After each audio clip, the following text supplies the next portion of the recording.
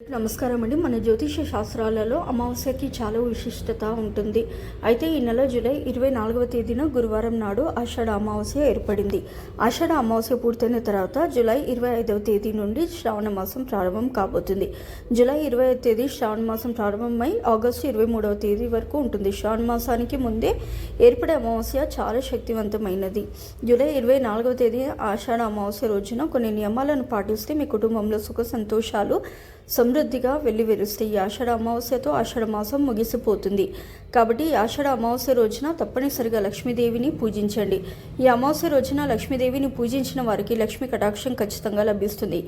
ఈ రోజున చేసే లక్ష్మీ పూజలకు రెట్టింపు పుణ్య ఫలితం లభిస్తుంది. కాబట్టి ఈ ఆషాఢ అమావాస్య రోజున ప్రతి ఒక్కరూ తలస్నానం చేసి మీ పూజ గదిలో ఉన్న లక్ష్మీదేవి చిత్రపటం ముందు 5 వత్తులతో దీపం వెలిగించండి. మీ ఇంటిపై ఎల్లవేళలా లక్ష్మీ కటాక్షం ఉంటుంది. ఆకస్మిక ధన లాభాలు చేకూరుతాయి. ముఖ్యంగా ఈ అమావాస్య నాడు ఇల్లంతా పసుపు నీళ్లు చల్లుకోవాలి. మీ ఇంట్లో ఉన్న చెడు శక్తులన్నీ నశిస్తాయి. ఇక అన్నిటికన్నా ముఖ్యంగా అమావాస్య నాడు గుమ్మడికాయలు కట్టుకుంటే మీ ఇంటికి చాలా మంచిది. లక్ష్మి స్వరూపమైన గుమ్మడికాయని తెచ్చుకొని గుమ్మడికాయకు కుంకుమ బొట్లు పెట్టి ఇంటి గుమ్మానికి కట్టుకొని ధూపం వేయండి. అమావాస్య రోజున గుమ్మడికాయ కడితే కాల భైరవుడు మీ ఇంటిని రక్షిస్తాడు. అమావాస్య రోజున గుమ్మడికాయ కడితే మీ ఇంట్లో లక్ష్మీదేవి తాండవిస్తుంది.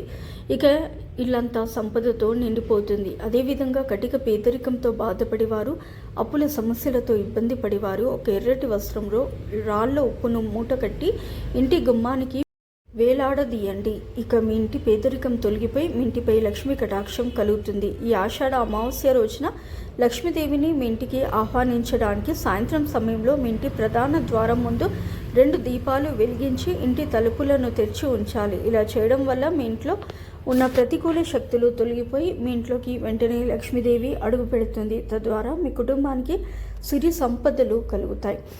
ఈ అమావాస్య రోజున రావి చెట్టును పూజించిన వారికి ఎన్నో శుభ ప్రయోజనాలు కలుగుతాయి. ఈ ఆషాఢ అమావాస్య రోజున పెళ్ళైన మహిళలు తప్పనిసరిగా రావి చెట్టుకు ప్రదక్షిణాలు చేయండి. ఇక మీ భర్త సంపద విపరీతంగా పెరుగుతుంది. రావి చెట్టు కింద 2 దీపాలు వెలిగిస్తే అపారమైన సిరి సంపదలు కలుగుతాయి. పితృదోషాలన్నీ తొలగిపోయి దేవతల అనుగ్రహాన్ని సులభంగా పొందవచ్చు. అదేవిధంగా ఇంటి సింహ ద్వారానికి కొన్ని రావి ఆకులను కట్టుకోండి. మీ ఇంటికున్న గ్రహ పీడలన్నీ తొలగిపోయి మీ కుటుంబానికి ఐశ్వర్యం కలిసొస్తుంది. నరదృష్టి సమస్యలు అలాగే అనారోగ్య సమస్యలతో బాధపడేవారు ఈ అమావాస్య రోజున తప్పనిసరిగా రాళ్ళ ఉప్పుతో దిష్టి తీసుకోండి. అమావాస్య రోజున ఉప్పుతో దిష్టి తీసుకుంటే ఎన్నో శుభ ప్రయోజనాలు కలుగుతాయి. ముఖ్యంగా ఈ ఆషాఢ అమావాస్య నాడు గోమాతను పూజించిన వారికి కోరిన కోరికలన్నీ తక్షణమే నెరవేరుతాయి.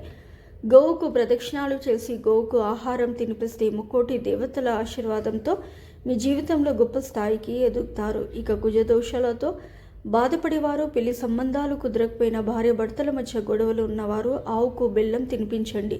మీ సమస్యలన్నీ వెంటనే తొలగిపోతాయి.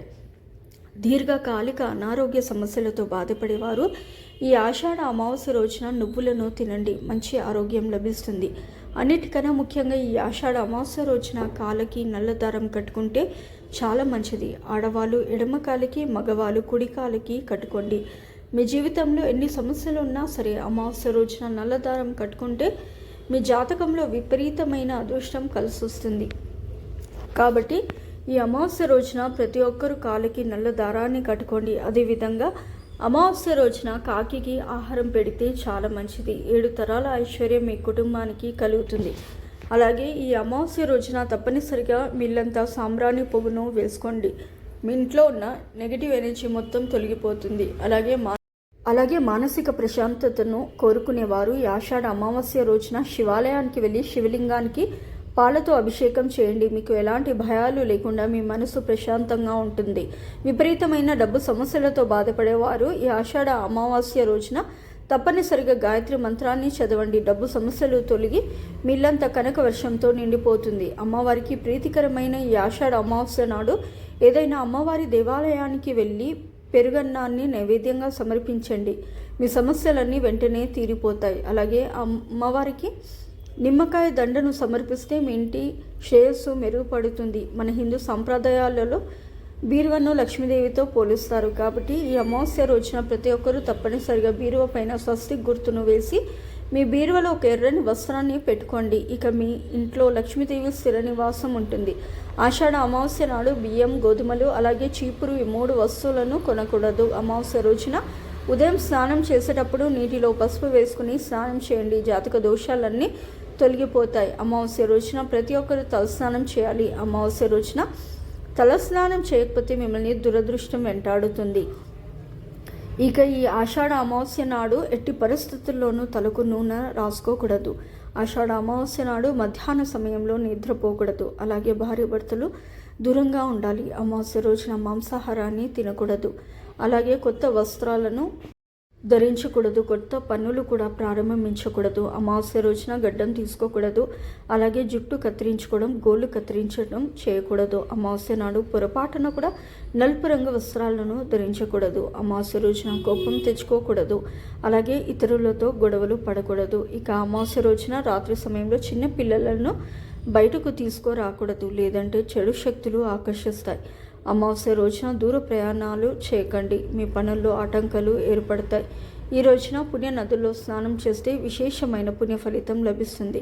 అలాగే పేదలకు దానం చేస్తే మీ పూర్వీకులు ప్రసన్నులై వారి ఆశస్సులు మీ కుటుంబంపై ఎల్లవెల్లలా ఉంటాయి. అదేవిధంగా ఈ అమావాస్య నాడు మీ పూర్వీకులకు తర్పణాలు వదలడం, పిండ ప్రదానాలు చేయడం ద్వారా పితృదేవతలకు మోక్షం లభిస్తుందని విశ్వాసం. అమావాస్యను పితృదేవతలకు అంకితం చేస్తారు. ఈ పవిత్రమైన అమావాస్య నాడు పితృదేవతలను పూజిస్తే మీ 7 తరాల వారికి ఎలాంటి సమస్యలు ఏర్పడకుండా ఉంటాయి. సో ఈ వీడియో కనుక మీకు నచ్చినట్లయితే ప్లీజ్ లైక్ చేసి మీ ఫ్రెండ్స్కి షేర్ చేయండి. అలాగే మా కొత్త వీడియోస్ మీకు వెంటనే చేరాలంటే మా ఛానల్ని సబ్స్క్రైబ్ చేసుకొని పక్కనే ఉన్నటువంటి బెల్ ఐకాన్ని ప్రెస్ చేయండి. ధన్యవాదములు. సో ఇదండి వాటి వీడియో. రేపటి వీడియోలో మళ్ళీ కలుస్తాను. అంతవరకు సెలవు. నమస్కారము. సర్వేజన సుఖినో భవంతు. ఫస్ట్ టైం నా ఛానల్ చూసేవాళ్ళు దయచేసి లైక్ చేయండి, షేర్ చేయండి, అలాగే సబ్స్క్రైబ్ చేసుకోండి. Thank you for watching.